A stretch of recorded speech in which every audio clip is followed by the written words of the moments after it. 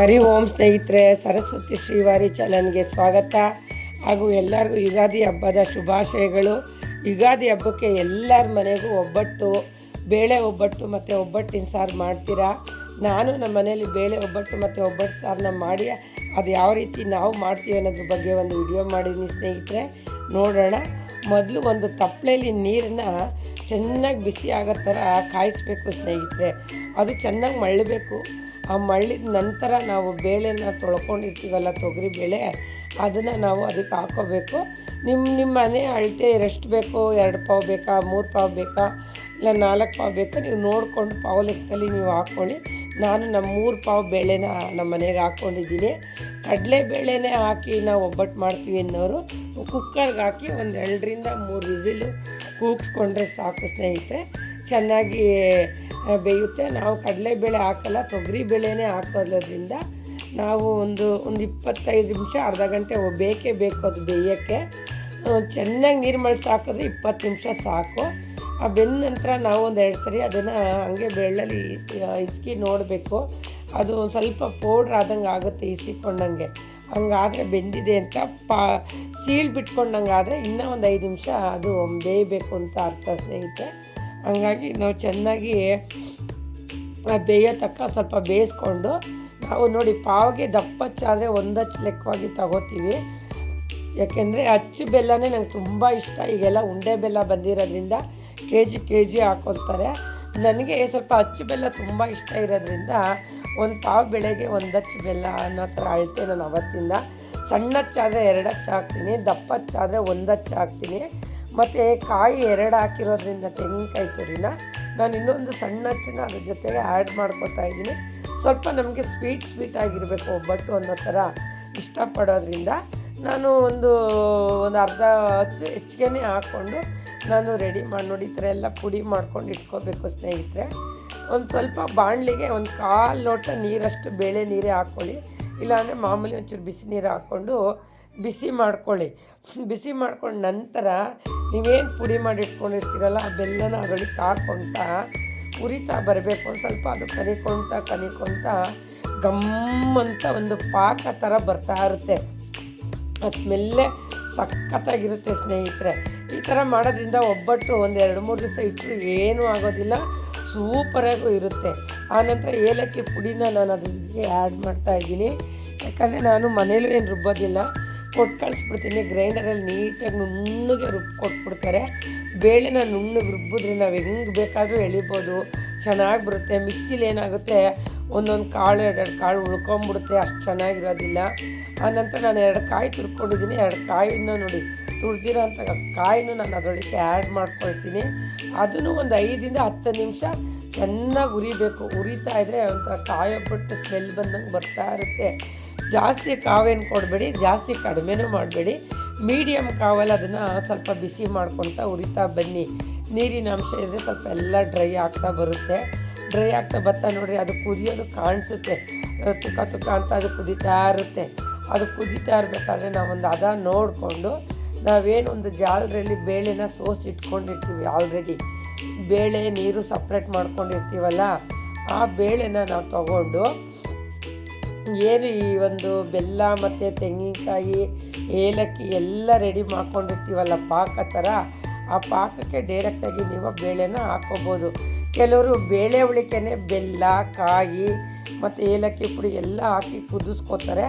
ಅದು ಒಂಥರ ಮೆಥಡ್ ಚೆನ್ನಾಗಿರುತ್ತೆ. ನಾವು ಉಲ್ಟಾ ಮಾಡಿದ್ದೀವಿ, ನಾವು ಈ ಥರನೇ ಮೊದಲಿಂದನೂ ಮಾಡ್ಕೊಂಬಂದಿರೋದು. ಸಖತ್ತಾಗಿರುತ್ತೆ ಸ್ನೇಹಿತರೆ ಒಬ್ಬಟ್ಟು ಮಾತ್ರ. ಈ ಥರ ನೀವೊಂದು ಪಾಕ ಥರ ತಕ್ಕೊಂಡು ನೀವು ಒಬ್ಬಟ್ಟು ಹೂರಣ ರೆಡಿ ಮಾಡ್ಕೊಳ್ಳಿ. ನೋಡಿ, ನಾವು ಏನು ತೆಗ್ದಿರೋಂಥ ಪಾಕಕ್ಕೆ ಆನಂತರ ಪಾಕನೂ ಚೆನ್ನಾಗಿ ಒಂದು 5-10 ನಿಮಿಷ ಉರಿಬೇಕು ಸ್ನೇಹಿತರೆ. ಹುರಿದ್ರೆ ಬೇಳೆ ಒಂದಿಗೆ ಬೆಲ್ಲ ಕಾಯಿ ಎಲ್ಲ ಚೆನ್ನಾಗಿ ಹೊಂದ್ಕೊಳುತ್ತೆ. ನೀವು ಉರಿಬೇಕಾದ್ರೆ ಒಂದು ಸ್ವಲ್ಪ ದಪ್ಪ ಅಗಲವಾಗಿರೋ ಅಂತಹ ಪಾತ್ರೆ ಇಲ್ಲ ಬಾಣಲಿನ ಇಟ್ಕೊಂಡ್ರೆ ತುಂಬ ಚೆನ್ನಾಗಿರುತ್ತೆ. ಒಬ್ಬಟ್ಟು ಒಂದು 4-5 ದಿವಸ ಮಡಿಕೊಂಡ್ರು ಏನೂ ಆಗೋದಿಲ್ಲ. ಸೂಪರ್ ಟೇಸ್ಟು, ಸೂಪರಾಗೂ ಬರುತ್ತೆ, ನೋಡೋಕ್ಕೂ ಚೆನ್ನಾಗಿರುತ್ತೆ ಸ್ನೇಹಿತರೆ. ಈ ಥರ ನೀವೊಂದೆಲ್ಲ ಹೂರ್ಣನ ರೆಡಿ ಮಾಡ್ಕೊಳ್ಳಿ. ನೋಡಿ, ಅದು ಸ್ವಲ್ಪ ನೀರಿದ್ರೂ ಸಹ ನಾವು ಉರಿತಾ ಅದು ಎಲ್ಲ ಕಡಿಮೆ ಆಗ್ತಾ ಬರುತ್ತೆ. ಇಷ್ಟು ನೀವೆಲ್ಲ ರೆಡಿ ಮಾಡ್ಕೊಳ್ಳಿ. ಆ ನಂತರ ನೀವು ಕನಕ ರೆಡಿ ಮಾಡ್ಕೊಳ್ಳಿ. ಕನಕಾಗೆ ನೋಡಿ ನಾವು ಒಂದು ಸ್ವಲ್ಪ ಚಿರೋಟಿ ರವೆ ಹಾಕ್ತೀನಿ, 1 ಕಪ್ಪು ಚಿರೋಟಿ ರವೆ ಮತ್ತು ಮೈದಾ ಎರಡನ್ನೂ ಮಿಕ್ಸ್ ಮಾಡಬೇಕು. ಮೊದಲೇ ಮಿಕ್ಸ್ ಮಾಡಿಬಿಟ್ಟು ಅದು ಒಂದಕ್ಕೊಂದು ಮಿಕ್ಸ್ ಮಾಡ್ಕೊಂಬಿಡಿ. ಮಿಕ್ಸ್ ಆದ ನಂತರ ಅದಕ್ಕೆ ಒಂದು ಚಿಟಿಕೆ ನೋಡ್ಕೊಳ್ಳಿ, ನೀವು 3/4 kgಗೆ 3/4 kgನೇ ಮೈದಾ ಬೇಕಾಗುತ್ತೆ, ಅರ್ಧ kgಗೆ ಅರ್ಧ kgನೇ ಬೇಕಾಗುತ್ತೆ. ನಿಮ್ಗೆ ಗೊತ್ತಿರುತ್ತಲ್ಲ. ಅದಕ್ಕೆ ಒಂದು ಸ್ವಲ್ಪ ಅರಿಶಿನ ಪುಡಿ, ಒಂದು ಚಿಟಿಕೆ ಉಪ್ಪು ಹಾಕಿ. ಯಾಕಂದರೆ ಮೈದಾ ಈ ಒಬ್ಬಟ್ಟು ಸುತ್ತಲ ಸೈಡಲ್ಲಿ ಬಂದರೆ ಸಪ್ಪೆ ಸಿಕ್ಬಿಡುತ್ತೆ. ಸೊ ಹಂಗಾಗಿ ನಾವು ಒಂದು ಚಿಟಿಕೆ ಅಷ್ಟು ಉಪ್ಪನ್ನು ಸಹ ಆ್ಯಡ್ ಮಾಡ್ತೀವಿ, ಒಂದು ಚಿಟಿಕೆ ಸಕ್ಕರೆನೂ ಆ್ಯಡ್ ಮಾಡ್ತೀವಿ ನಾವು ಅದಕ್ಕೆ. ಯಾಕಂದರೆ ಸಕ್ಕರೆ ಮತ್ತು ಉಪ್ಪು ಹಾಕೋದ್ರಿಂದ ಮೈದಾ ಸಪ್ಪೆ ಬರೋದಿಲ್ಲ, ಒಬ್ಬಟ್ಟು ತುಂಬಾ ರುಚಿಯಾಗೂ ಇರುತ್ತೆ, ಚೆನ್ನಾಗೂ ಇರುತ್ತೆ ಸ್ನೇಹಿತರೆ. ಮತ್ತು ನೀವೇನು ಒಂದು ಮೈದಾ ಅವೆಲ್ಲ ನೀವು ಕಲಸಿಡಬೇಕು ಅಂದರೆ, ನೀವು ಇವಾಗ ಒಬ್ಬಟ್ಟು ಮಾಡಬೇಕು ಮಧ್ಯಾಹ್ನ ಅಂದರೆ ನೀವೊಂದು 3 ಅವರ್ ಮುಂದಾಗ ಅದನ್ನು ಕಲಿಸ್ಲೇಬೇಕು ಸ್ನೇಹಿತರೆ. 3 ಅವರ್ ಮುಂದೆ ಕಲಸಿಟ್ರೆ ಅದು ಚೆನ್ನಾಗಿ ನೆನಿಬೇಕು. ಚೆನ್ನಾಗಿ ನೆಂದರೆ ಎಳೆ ಆಗಿ ನಾವು ಒಬ್ಬಟ್ಟು ಹೆಂಗೆ ಹೇಳಿದ್ರೂ ಬರುತ್ತೆ. ನೀವು ಅವಾಗೇ ಕಲಸಿ ಅವಾಗ ಮಾಡ್ತೀವಿ ಅಂತ ಹೋದರೆ ಮೈದಾ ಕಟ್ಟಾಗ್ತಾ ಬರುತ್ತೆ, ಅಷ್ಟೊಂದು ಎಳೆ ಬರೋದಿಲ್ಲ ಎಳೆಯೋದಕ್ಕೆ. ಸೊ ಹಂಗಾಗಿ ನೀವು ಕಲಿಸ್ಬೇಕು ಅಂದರೆ ಒಂದು 3 ಅವರ್ ಮುಂದಾಗಿ ಕಲಿಸಿಡಿ, ಒಬ್ಬಟ್ಟು ತುಂಬಾ ಚೆನ್ನಾಗೂ ಬರುತ್ತೆ. ನೋಡಿ ನಾವು ಹಸಿಟ್ಟೆ ಮೊದಲು ಎಲ್ಲ ಮಿಕ್ಸ್ ಮಾಡ್ಕೊಂಬಿಡ್ಬೇಕು. ಚಿರೋಟಿ ರವೆ ಹಾಕೋದ್ರಿಂದ ಒಬ್ಬಟ್ಟು ಸ್ಮೂತಾಗಿ ಸಖತ್ತಾಗಿ ಬರುತ್ತೆ ಸ್ನೇಹಿತರೆ. ನಾವು ಮೊದಲಿಂದನೂ ಚಿರೋಟಿ ರವೆನ ಆ್ಯಡ್ ಮಾಡ್ತಾ ಬರ್ತೀವಿ. ಆಮೇಲೆ ನೀರನ್ನ ನೀವು ಸ್ವಲ್ಪನೇ ನೀರೇನು ಹಾಕ್ಕೊಂಡು ಕಲ್ಸಕ್ಕೆ ಹೋಗ್ಬಿಡಿ. ಸ್ಟಾರ್ಟಿಂಗ್ ಒಂದು ಅರ್ಧ ಲೋಟ 3/4 ಲೋಟ ನೀರು ಹಾಕ್ಕೊಳ್ಳಿ. ಅದು ನೀರು ಹಾಕಿದ್ರೆ ಚೆನ್ನಾಗಿ ಒದಗ್ತದೆ. ನಾವು ಸ್ವಲ್ಪನೇ ನೀರು ಹಾಕಕ್ಕೆ ಹೋದರೆ ಚಪಾತಿ ಹಿಟ್ಟು ಥರ ಆಗಿಬಿಡುತ್ತೆ.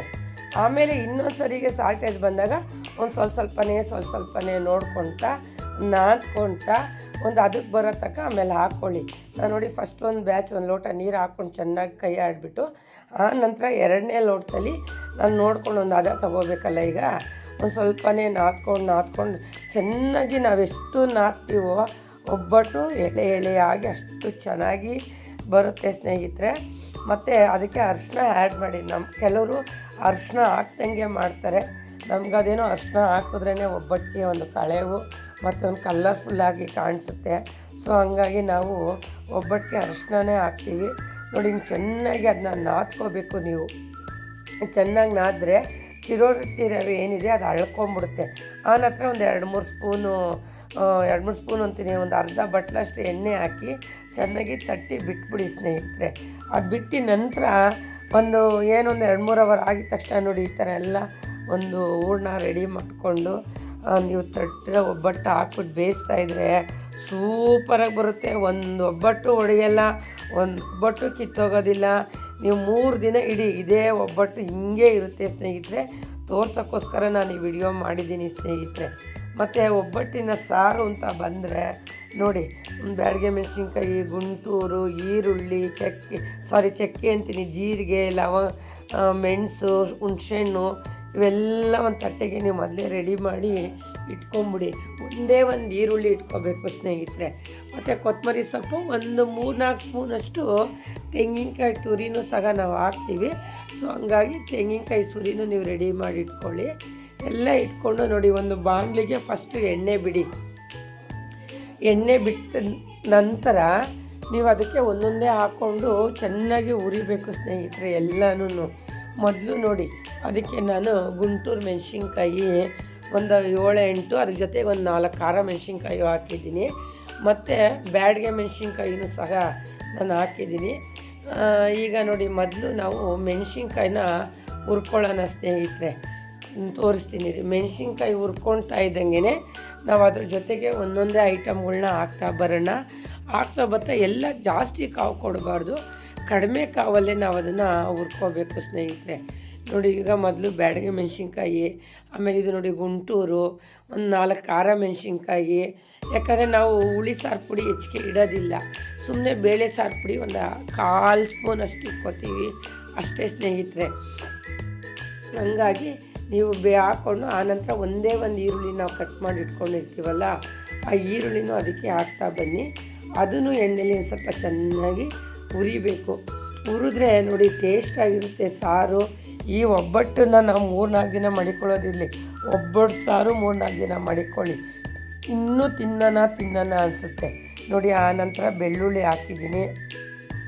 ಪ್ರತಿಯೊಂದೂ ನಾವು ಎಣ್ಣೆಯಲ್ಲಿ ಸ್ವಲ್ಪ ಫ್ರೈ ಮಾಡಲೇಬೇಕು. ಫ್ರೈ ಮಾಡಿದಷ್ಟು ತುಂಬಾ ಟೇಸ್ಟು ಆಗಿರುತ್ತೆ, ಚೆನ್ನಾಗೂ ಇರುತ್ತೆ. ಆ ನಂತರ ನಾವು ಈಗ ನೋಡಿ ಜೀರಿಗೆ ಹಾಕ್ತಾಯಿದ್ದೀನಿ. ನೆಕ್ಸ್ಟು ಜೀರಿಗೆ, ಮೆಣಸು ನಾವು ಸ್ವಲ್ಪ ಕಡಿಮೆನೇ ನಮ್ಮನೇಲಿ ಯೂಸ್ ಮಾಡೋದು, ಆದರೆ ಮೆಣಸು ಹಾಕಿದಷ್ಟು ಟೇಸ್ಟಾಗಿರುತ್ತೆ. ಹುಣಸೆಹಣ್ಣು ಇವೆಲ್ಲ ಹಾಕ್ಕೊಂಡಿದ್ದೀನಿ ನೋಡಿ. ಈರುಳ್ಳಿ, ಮೆಣಸಿನ್ಕಾಯಿ, ಜೀರಿಗೆ, ಮೆಣಸು, ಬೆಳ್ಳುಳ್ಳಿ, ಹುಣಸೆಹಣ್ಣೆಲ್ಲ ಹಾಕ್ಕೊಂಡು ಒಂದು 5 ನಿಮಿಷ ಹುರ್ಕೋಬೇಕು. ಹುರ್ಕೊಂಡಿದ್ದ ನಂತರ ನೀವು ಅದಕ್ಕೆ ನಾವು ಒಂದು ತುರಿದಿಟ್ಕೊಂಡಿರ್ತೀವಲ್ಲ, ತೆಂಗಿನಕಾಯಿ ತುರಿ, ಕೊತ್ತಂಬರಿ ಸೊಪ್ಪು ಮತ್ತು ಒಂದು 4 ಟೊಮೊಟೊ. ಇವು ಚಿಕ್ಕದಾಗಿದೆ, ಸೊ ಹಂಗಾಗಿ 4 ಟೊಮೊಟೊ ನಾನು ಹಾಕ್ಕೊಂಡಿದ್ದೀನಿ. ದಪ್ಪವಾದರೆ 2 ಟೊಮೊಟೊ ಸಾಕು ಸ್ನೇಹಿತರೆ. ಇವು ಚಿಕ್ಕ ಟೊಮೊಟೊ ಆಗಿರೋದ್ರಿಂದ ನಾನು 4 ಟೊಮೊಟೊ ಹಾಕಿ ಆ ಎಣ್ಣೆಲೇ ಅದು ಚೆನ್ನಾಗಿ ಮಾಗೋ ಥರ ನೀವು ಹುರ್ಕೊಳ್ಳಿ. ಅದು ಟೊಮೊಟೊ ಬೆಂದಷ್ಟು ರುಚಿಯಾಗಿರುತ್ತೆ. ಕೆಲವರು ನೀರಲ್ಲೇ ಬೇಯಿಸ್ಕೊತಾರೆ ಟೊಮೊಟೊನ. ನಾನು ನೀರಲ್ಲಿ ಬೇಯಿಸ್ಕೊಂಡಿಲ್ಲ, ಎಣ್ಣೆಲೇ ನಾನು ಹುರ್ಕೊತಾ ಇದ್ದೀನಿ. ಆನಂತರ ತೆಂಗಿನಕಾಯಿ ತುರಿ, ಕೊತ್ತಂಬರಿ ಸೊಪ್ಪು ಏನು ಇಟ್ಕೊಂಡಿದ್ವಿ ನೋಡಿ, ಎಲ್ಲ ಲಾಸ್ಟ್ಗೆ ಬಾಣಲಿಗೆ ಹಾಕ್ಬಿಡ್ತೀವಿ. ಹಾಕ್ಬಿಟ್ಟು ಒಂದು 5 ನಿಮಿಷ ಬಿಟ್ಟರೆ ಅದು ನೀರೆಲ್ಲ ಬಿಟ್ಕೊಡುತ್ತೆ. ಟೊಮೊಟೊ ಕುತ ಅಂತ ಹೇಳಿ ಚೆನ್ನಾಗಿ ಒಂದು ಅರ್ಧ ಭಾಗ ಟೊಮೊಟೊ ಅದರಲ್ಲೇ ಬೆಂದೋಗಿರುತ್ತೆ. ಯಾಕಂದರೆ ಅದು ಬೆಂದಷ್ಟು ನಮಗೆ ರುಚಿ ಜಾಸ್ತಿ ಕೊಡುತ್ತೆ. ಸೊ ಈ ಥರ ಎಲ್ಲ ರೆಡಿ ಮಾಡಿಕೊಂಡು ನೀವೊಂದು 1/4 ಗಂಟೆ, ಒಂದು 10 ನಿಮಿಷ ಅದನ್ನ ಆರಕ್ಕೆ ಬಿಡಬೇಕು. ಯಾಕಂದರೆ ಬಿಸಿದಿನೇ ಜಾರ್ಗೆ ಹಾಕಿದ್ರೆ ಮುಚ್ಚಳ ಎಗರ್ಬಿಡುತ್ತೆ. ಹಂಗಾಗಿ ಒಂದು 10 ನಿಮಿಷ ಬಿಡಿ. ಇಲ್ಲ ಫ್ಯಾನ್ ಅಡಿ ಆದರೆ ಒಂದು 5 ನಿಮಿಷ ಇಟ್ಟರು ಓಕೆ, ನಡೆಯುತ್ತೆ. ಆನಂತರ ನೋಡಿ, ನೀವೊಂದು 1/4 ಸ್ಪೂನಷ್ಟು ನಾನು ಬೇಳೆ ಸಾಂಬಾರು ಪುಡಿ ಆ್ಯಡ್ ಮಾಡಿದ್ದೀನಿ. ಆನಂತರ ಬೇಯಿಸಿರೋಂಥ ಬೇಳೆನ ಒಂದು 4-5 ಸ್ಪೂನಷ್ಟು ಹಾಕೋತೀನಿ. ಎಲ್ಲ ಹಾಕ್ಕೊಂಡು ರುಬ್ಕೊಂಡು ಮಸಾಲೆ ರೆಡಿ ಮಾಡ್ಕೊಂಡ್ಮೇಲೆ ಒಂದು ತಪ್ಪಲೆಗೆ ಮಾಮೂಲಿ ನಾವು ಒಲೆ ಮೇಲೆ ಇಟ್ಕೊಂಡು ಅದಕ್ಕೆ ಎಣ್ಣೆ ಬಿಟ್ಕೊಳ್ಳೋಣ. ಎಣ್ಣೆ ಬಿಟ್ಕೊಂಡು ನಂತರ ನಾವು ಅದಕ್ಕೆ ಒಂದು ಜೀರಿಗೆ, ಸಾಸಿವೆ ಮೊದಲು ಹಾಕೋಣ. ಸಾಸಿವೆ ಚೆನ್ನಾಗಿ ಚಟಪ ಅಂತ ಸಿಡಿಬೇಕು ಸ್ನೇಹಿತರೆ. ಸಾಸಿವೆ ಸಿಡಿದ್ರೇ ಗಮ್ಮನ್ನೋದು ಸಾರು. ಸಾಸಿವೆ ಸಿಡಿದ್ರೆ ಯಾರೂ ಹಾಕಬೇಡಿ. ಸಾಸಿವೆ ಸಿಡಿದ ನಂತರ ನಾವು ರುಬ್ಬಕ್ಕೂ ಜೀರಿಗೆ ಹಾಕಿರ್ತೀವಿ, ಮತ್ತು ಸಾರು ಒಗ್ಗರಣೆಗೂ ಸಹ ನಾವು ನೋಡಿ ಸ್ನೇಹಿತರೆ, ನಾವು ಜೀರಿಗೆ ಹಾಕ್ತೀವಿ. ಜೀರಿಗೆ ಹಾಕಿದ್ರೇ ರುಚಿ. ಒಂದು 1/4 ಸ್ಪೂನಷ್ಟು ಜೀರಿಗೆ ಹಾಕ್ಬಿಟ್ಟು ಒಂಚೂರು ಬಾಡಿಸಿದ ನಂತರ ನೀವು ಅದಕ್ಕೆ ಈರುಳ್ಳಿ ಮತ್ತು ಕರಿಬೇವಿನ ಸೊಪ್ಪು, 1-2 ಬ್ಯಾಡಗೆ ಮೆಣಸಿನ್ಕಾಯಿನ ಮುರಿದು ಇಟ್ಕೊಂಡಿರಬೇಕು. ಸಾರಿನ ಮೇಲೆ ತೇಲ್ತಾ ಇದ್ರೆ ಚೆನ್ನಾಗಿರುತ್ತೆ ನೋಡೋಕ್ಕೂ. ಮತ್ತು ಕರಿಬೇವಿನ ಸೊಪ್ಪು ಕಡ್ಡಿನ ಹಿಂದಿನ ಕಾಲದಲ್ಲೆಲ್ಲ ಕಡ್ಡಿನೇ ಹಂಗೆ ಬಿಟ್ಬಿಡೋರು ಸ್ನೇಹಿತರೆ. ಈ ಒಬ್ಬಟ್ಟಿನ ಸಾರಿಗೆ ದಾರ ಕಟ್ಬಿಟ್ಟು ಬಿಟ್ಬಿಡೋರು 3-4 ಕಡ್ಡಿಗಳ್ನ. ನಾನು ಅದೇ ಥರ ತೊಳೆದು ರೆಡಿ ಮಾಡಿ ಇಟ್ಕೊಂಡಿದ್ದೀನಿ. ಫ್ರೆಶ್ಶಾಗಿ ಊರಿಂದ ತಂದಂಥ ನಾಟಿ ಕರಿಬೇವಿನ ಸೊಪ್ಪು ಸ್ನೇಹಿತರೆ, ಅದನ್ನು ಸಹ ನಾನು ಆ ಸಾರುಳಿಗೆ ಹಾಕಿ, ಮತ್ತು ಏನು ಮುರಿದು ಇಟ್ಕೊಂಡಿದ್ವಲ್ಲ ಬ್ಯಾಡಿಗೆ ಮೆಣಸಿನ್ಕಾಯಿ ಅದನ್ನು ಸಹ ನಾನು ಹಾಕಿ ಹುರಿತಾ ಇದ್ದೀನಿ ನೋಡಿ. ಎಲ್ಲ ಒಗ್ಗರಣೆಗೆ ರೆಡಿ ಮಾಡ್ಕೋಬೇಕು. ಒಗ್ಗರಣೆಯಲ್ಲಿ ಘಮ ಅಂತ ಇರುತ್ತೆ. ಆನಂತರ ರುಬ್ಬಿರೋ ಮಸಾಲೆನ ಅದರೊಳಗೆ ಕುಯ್ದು ಒಂದು 5 ನಿಮಿಷ ಮಸಾಲೆ ಬೇಯಲಿ ಚೆನ್ನಾಗಿ ಎಣ್ಣೆಲಿ. ಅದು ಕುದ ಅಂತ ಬೇಯ್ತಾ ಇದ್ದಂಗೆ ನೀವೊಂದು ಹದ ನೋಡಿಕೊಂಡು ಬೇಯಿಸಿರೋಂಥ ನೀರಿರುತ್ತೆ, ಆ ನೀರನ್ನ ಅದರೊಳಗೆ ಉಯ್ಕೊಳ್ಳಿ. ನಿಮಗೆ ಅರ್ಧ ತಪ್ಪಲೆ ಬೇಕಾ, 3/4 ತಪ್ಪಲೆ ಬೇಕಾ. ಆನಂತರ ಚೆನ್ನಾಗಿ ಬೇಯ್ತಿದ್ದಂಗೆ ಕಲ್ಲುಪ್ಪೇ ಹಾಕಬೇಕು ಸ್ನೇಹಿತರೆ. ಆ ಕಲ್ಲುಪ್ಪನ್ನೇ ನೀವು ಕಲ್ಲುಪ್ಪು ಹಾಕಿದ ನಂತರ ನೀವು ಏನು ಮಾಡಬೇಕು ಅಂದರೆ, ಒಂದು ಸ್ವಲ್ಪ ಬೇಳೆ ಎತ್ತಿಟ್ಕೊಂಡಿರ್ತೀರಲ್ಲ, ಆ ಬೇಳೆನೂ ಸಹ ಅದರೊಳಗೆ ನೀವು ಹಾಕಿ. ಒಂದೊಂದು ಬೇಳೆ ಎಲ್ಲನೂ ಒಂದೊಂದು ಬಾಯಿಗೆ ಸಿಗ್ತಾಯಿದ್ರೆ ತುಂಬ ರುಚಿಯಾಗಿರುತ್ತೆ ಒಬ್ಬಟ್ಟು ಸಾರಲ್ಲಿ. ಹಂಗಾಗಿ ನಾನು ಮಾಡಿರೋ ಸಾರು ಒಂದು 20 ಜನ ತಿನ್ನುವಷ್ಟು ಸಾರು ಮಾಡಿದ್ದೀನಿ. ನಾವೇ ಒಂದು ಮನೇಲಿ ಒಂದು 6 ಜನ ಇದ್ದೀವಿ. 6, 12, 3, 18 ಬೆಳಗ್ಗೆ, ರಾತ್ರಿ ಮತ್ತು ನಾಳೆ ಬೆಳಗ್ಗೆ 3 ಟೈಮ್ ತಿನ್ನುವಂಥ ಒಂದು ಸಾರಿಗೆ ನಾನು ಇಷ್ಟು ಐಟಮ್ ಇಕ್ಕಿದ್ದೀನಿ. ನೀವೇನೇ ಐಟಮ್ ಇಟ್ಕೊಂಡ್ರು ಒಂದು ಅಳತೆ ನೋಡ್ಕೊಂಡು ಮಾಡ್ಕೊಳ್ಳಿ. ಸಾರು ಮಾತ್ರ ಮಸ್ತಾಗಿದೆ. ಹಾಗಾಗಿ 3 ಟೈಮ್ ಸಾಂಬಾರನ್ನ ರೆಡಿ ಮಾಡ್ಕೊಂಡಿದ್ದೀನಿ ಸ್ನೇಹಿತರೆ. ತುಂಬಾ ಟೇಸ್ಟಿಯಾಗಿರುತ್ತೆ. ಹಾಗೆ ಸಾರು ಕುಡಿಬೋದು, ಅಷ್ಟು ಚೆನ್ನಾಗಿದೆ. ನಿಮಗೂ ಇಷ್ಟ ಆಗಿದೆ ಅಂದ್ಕೊಂಡಿದ್ದೀನಿ ಸ್ನೇಹಿತರೆ. ಮತ್ತು ನಿಮಗೂ ಇಷ್ಟ ಆಗಿದೆ ಅಂದ್ಕೊಂಡಿದ್ದೀನಿ ಸ್ನೇಹಿತರೆ. ಇದ್ರ ಜೊತೆಗೆ ಹೆಸ್ರು ಬೇಳೆ ಕಾಳುಗೊಜ್ಜು ಸೂಪರಾಗಿರುತ್ತೆ. ಅವೆಲ್ಲ ನಾನು ಹಬ್ಬದ ದಿವಸ ಮಾಡ್ತೀನಿ. ವಿಡಿಯೋಗೋಸ್ಕರ ನಾನು ಈ ಒಬ್ಬಟ್ಟು ಸಾರು ಮತ್ತು ವಿಡಿಯೋನ ಮಾಡಿ ತೋರಿಸಿದ್ದೀನಿ. ನಿಮಗೂ ಇಷ್ಟ ಆಗಿದೆ ಅಂದ್ಕೊಂಡಿದ್ದೀನಿ. ಎಲ್ಲರಿಗೂ ಯುಗಾದಿ ಹಬ್ಬದ ಶುಭಾಶಯಗಳು. ನಮಗೆಲ್ಲ ಈ ಹೊಸ ವರ್ಷ ಎಲ್ಲರಿಗೂ ಹೊಸತನ ತರಲಿ. ಬೇವು ಬೆಲ್ಲ ತಿಂದು ಒಳ್ಳೊಳ್ಳೆ ಮಾತಾಡಿ ನನ್ನ ವಿಡಿಯೋಗೆ ಲೈಕ್ ಮಾಡಿ, ಶೇರ್ ಮಾಡಿ, ಸಪೋರ್ಟ್ ಮಾಡಿ. ಹರಿ ಓಂ ಹರೇ ಶ್ರೀನಿವಾಸ.